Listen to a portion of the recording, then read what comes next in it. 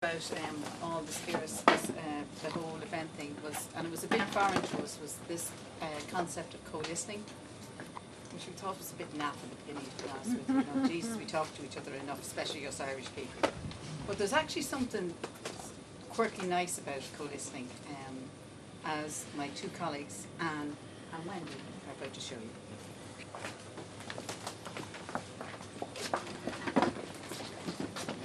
Oh, Wendy. Hi, Anne. You don't know what this means to me. Really. Do you know, when Claire announced that we were going to have somebody who was going to get their undivided attention for 5 minutes, I just didn't know. I just couldn't believe it, because at home, nobody listens to me. Nobody takes any notice when the kids are all around. And I've no confidence. Wendy, I've no confidence, Wendy. Wendy, there's something that's playing on my mind, Wendy. Are you talking to me? I'm sorry. Shall I start again? Please don't.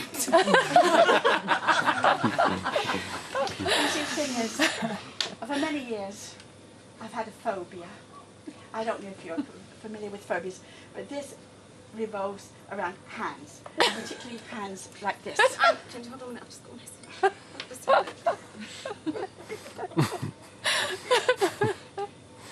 Yeah, sorry, where was I? You see, when I was very young, my mother sent me to the opticians because she thought I needed glasses, and I was in the optician's room, I'd never experienced of it before, and suddenly the man stopped fiddling with his instrument and grabbed my breast.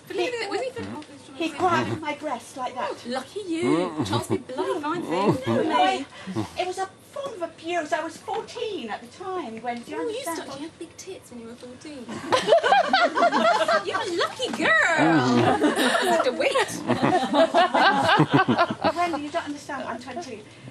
What are you trying to tell me? I'm trying to tell you that this was very traumatic. Very traumatic. Every time I see a man with his hands like this, I go to pieces, you know?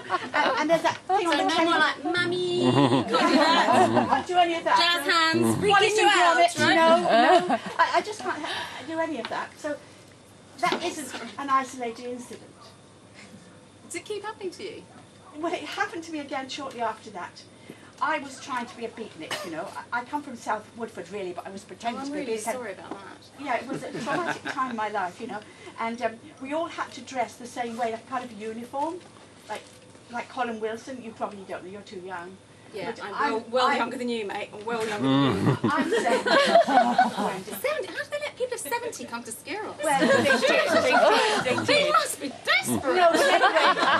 I know times are bad, but during my beatnik phases, I had to go to Walthamstow High Street to buy myself a polo neck sweater to look the part. I went to Millets actually before I went on my travels, and they don't do polo necks anymore. I got a really nice check here for that thing. No, but Wendy, I'm trying to tell you about this man in Millets, you know? A man in Millets. A man in Millets.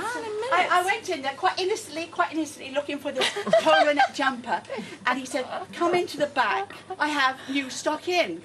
And he said, "You'll have to take your shirt off so that I can measure you." And he did that again when he did this. So, Wendy, are you listening to me? Can you hear me, Wendy? Wendy? Oh, fucking hell.